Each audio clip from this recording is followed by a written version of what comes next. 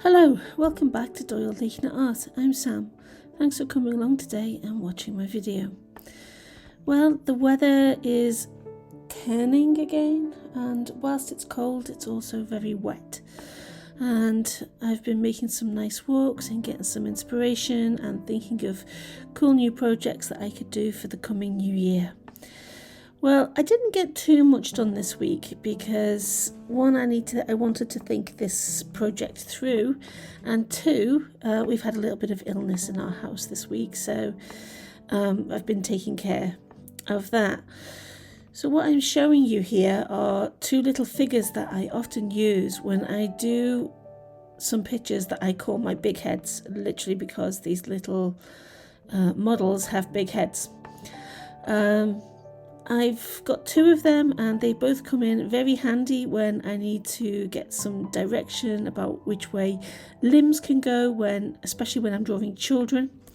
They're very, very helpful, even if they do look a little bit intimidating or a little bit scary.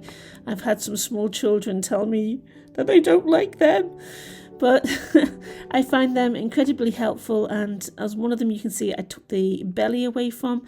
That just gives me more options to maneuverability on the actual figure. And then these four grey guys, as you can see, they're all figures that I bought from Amazon, and I've tried to use at various stages to help me with some proportions and things, although you can see on that figure the proportion of the neck is, well, the proportions on the whole thing are extremely odd. I think if I was drawing an alien it might be helpful. But I try to take from each of these, if I'm using them for whatever project I'm doing, I try to take something away from them that can help me. I'd love to do a life drawing class here where I live, but unfortunately nothing's on offer, especially in the times that we're living in at the moment, but hopefully the world will all go back to normal soon.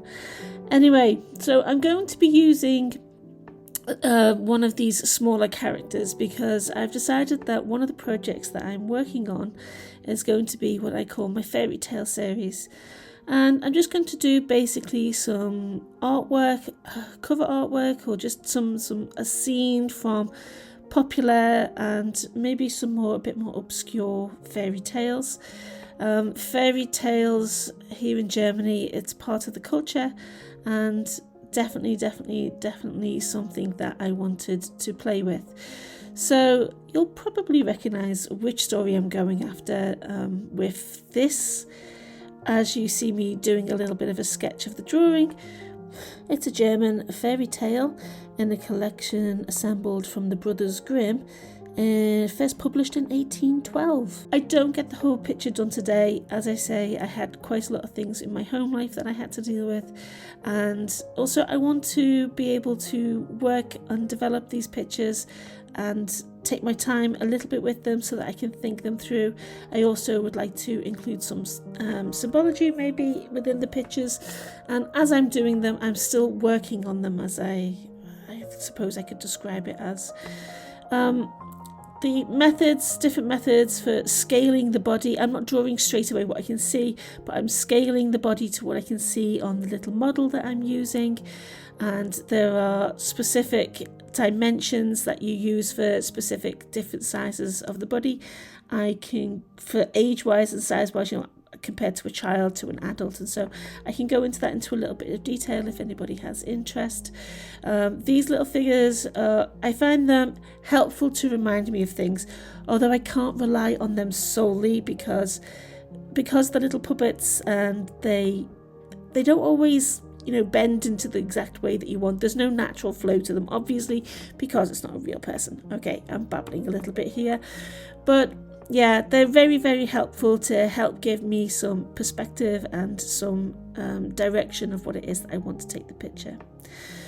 So as you can see, I went away from changed the angle of how I was drawing, and I had a bit of time with the depth of the actual arch that my figure is sitting in compared to what would be the outside wall.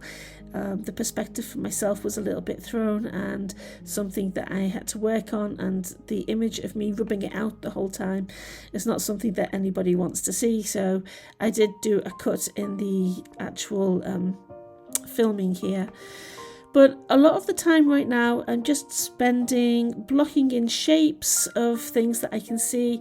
I spent some time last year doing what I call figures and lines so that I could learn how to do how cloth falls on the human frame. And I spent quite a bit of time last year spending time developing my skills with that. I'm not happy though with this arm that I'm drawing there, and I am actually going to come back to that and work on it a little bit more. But this is what it's about. It's about developing a process. It's about seeing what I get out of it and developing my own personal skills. It's been a long time for me drawing people. I've stuck mostly to botanical and animal pictures in the last year, but I've been trying to develop a series of images using children and female figures. But as I say, that's not something that's been too easy for me to develop because I don't really have access to a lot of source material. And if I'm not using the little figures that I'm using today to help give me a direction, I will use Pinterest. There's a lot of pose reference material there. You can either see sketches from other people, or you can actually get photographs of people posing for such reference material. So that's always very helpful. Also, you can look it up on Google and such places like that. There is always so reference material out there that you could access. So I think you can guess now who it is that I'm attempting to draw, and I haven't completely decided on what type of dress my small figure is wearing. Probably should have decided these things before, but I am actually trying to keep this quite a fluid picture, something that it develops with as it goes along. That's how I work, and it's how it feels right for me, so that's what I'm doing. Anyway, this is about as far as I got with this picture this week, and I will be doing some more in the coming week. I hope you'll come back and watch and that you'll enjoy seeing it. Now, here are some funny birds. And I thank you for watching. Maybe a like and subscribe, and I'll see you next week.